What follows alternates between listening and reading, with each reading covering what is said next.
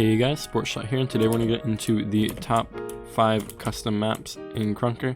But before we do, you guys should definitely subscribe and hit that bell notification, because believe it or not, only about 20% of you guys watching are subscribed, and if you do enjoy the content, it's definitely worth subscribing because it's free and you get notifications. Anyway, let's get right into it.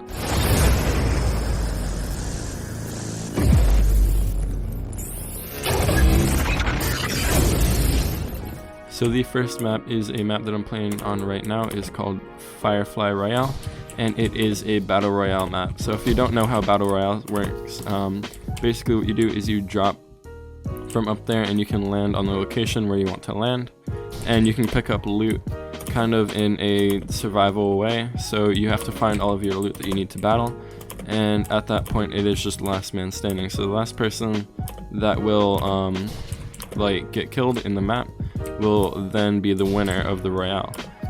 And it has all of the settings needed for this, and everything is, I guess, kind of working perfectly from the start. So all you have to do is select the map to host your game, and you have the Battle Royale working.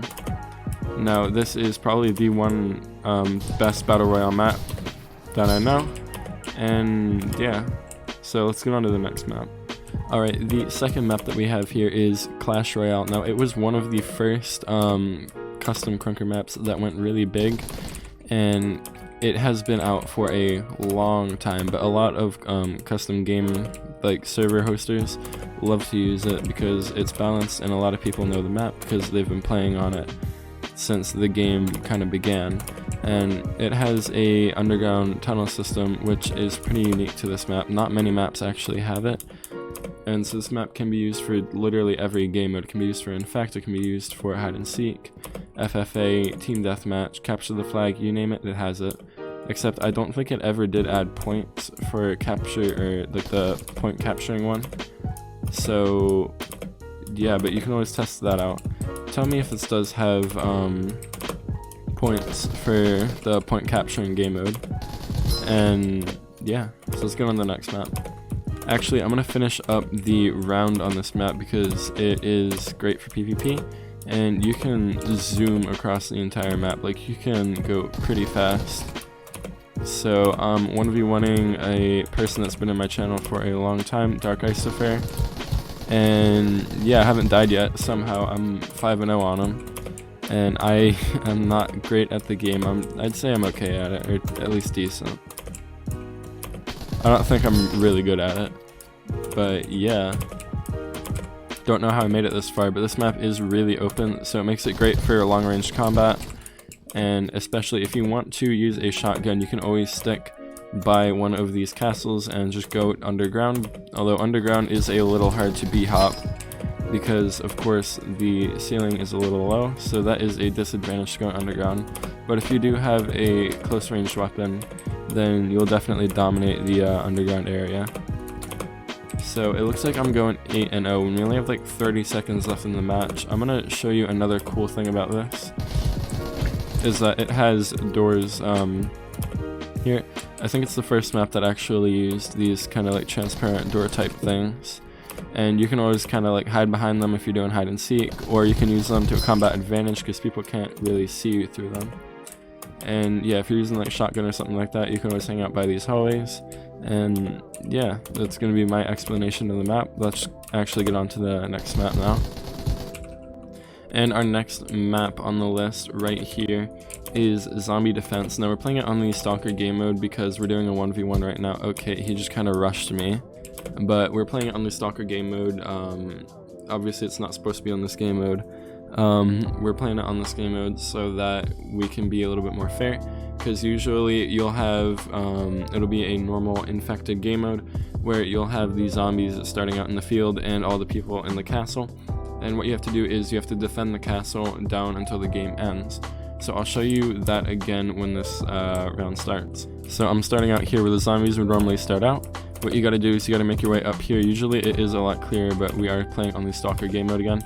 But it usually is a lot clearer. I just accidentally died there from the moat.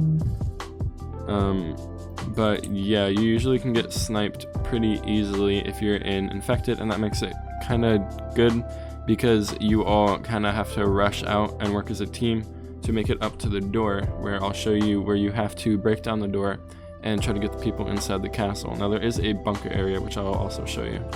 So yeah, you have to make your way up here as a zombie, and you can either destroy this door or get through to the back of the castle and try to make your way around without getting shot.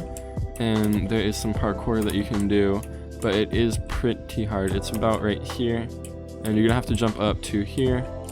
And I've never actually successfully done this because I'm terrible at parkour. But yeah, you have to jump up there, and then you have to like slide hop into that. Yeah, I just barely missed it, but I'm gonna get into the castle now. Alright, so I made it into the castle by destroying the door here, and I have to, if you're infected, you have to kill this guy right here. But yeah, I'm gonna try to show you. Actually, no, you need to pay to get into the bunker, but when you get into the bunker, there is a big array of tunnels that the humans can use to kind of defeat the zombies, and there is another unlockable door in the bunker that they can use, which will give them a great angle on the zombies. Now on to the next map. Alright, our fourth map here is the Minecraft map. This map has been out for quite a while, and it uses a whole bunch of Minecraft textures and also Minecraft background music. It has survival music in the background, and it's just a pretty chill map to play on, although I do believe it does not have support for capture the flag or point yet, and I don't think it will because whoever made this map stopped making maps, I'm pretty sure. Nevertheless, this is a great map, and yeah, it's just kind of out here vibing. And yeah, there's not much else to say about it. I can give you a little tour of it because I have played on this a few times. You can see that there is there are two islands out here actually. This one over here has an arch, and this map is pretty good for hide and seek because it is hard to get to these islands.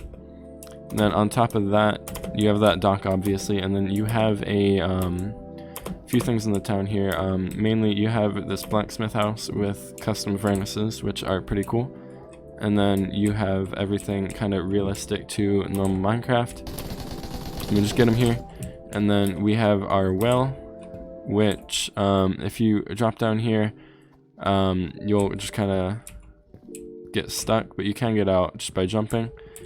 And then you have the Minecraft church, which stays very close to the original, obviously. And then we have a cave system down here, which has a pretty cool secret in it. If we go down this way, we have a waterfall here. Well, it's not really a waterfall, it's those like water droplets that you get when there's water above a block. Kind of like when you're in a cave or something, you have water above you, and somewhere around in this cave system there is a dungeon, and I can't really find it here. I'll show you when I can find it. Oh, and it has some realistic death sounds. It has the Minecraft death sounds, as you can see, but I wasn't getting those earlier because, well, I wasn't really getting hit. So yeah, and when you do damage to other people, you get that ticking sound. It didn't load in earlier for whatever reason, I don't know why. But yeah, this is a pretty fun map to play on, and oh, hopefully that death sound isn't copyrighted. I'm gonna try to show you the cave system part with the I'm gonna fall through the map here. The cave system part with the dungeon in it. If I can get over here. Alright, I finally found the dungeon here, and you can actually pick up the alien blaster from the dungeon, which I think is really cool. So yeah, it's right here by the little like waterfall thing. It's right here, and then you can also keep going through the cave to get out on this side. So yeah, overall this is one of my favorite maps, but not my favorite map of all time. There is one more that tops the list just barely, and only because I've played on it so many times. And let's just get into that. And this is the last map here. I'm just going to show you around it while Dark Icifer is trying to join. He has a connection problem right now.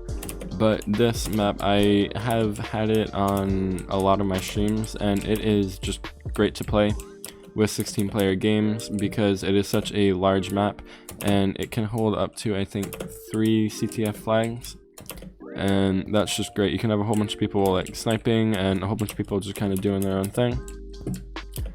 And yeah, it's definitely a great game mode if you want to host a giant server. And yeah, that's really all I have to say about it. It's just really fun, especially with a lot of people, or maybe if you want to 1v1 on this map for whatever reason. And yeah, it's also good for challenge videos because it has a great mix of close, long, and medium ranged combat areas. But I am kind of like, I'm not sure whether this would be first in the Minecraft map, because the Minecraft map is really high quality and obviously took a lot of time to make. Anyway, why don't you guys just tell me in the comments down below, do you think the Minecraft map or this map is better? Anyway, that's going to end the video here. Thanks for watching, and don't forget to subscribe and like the video.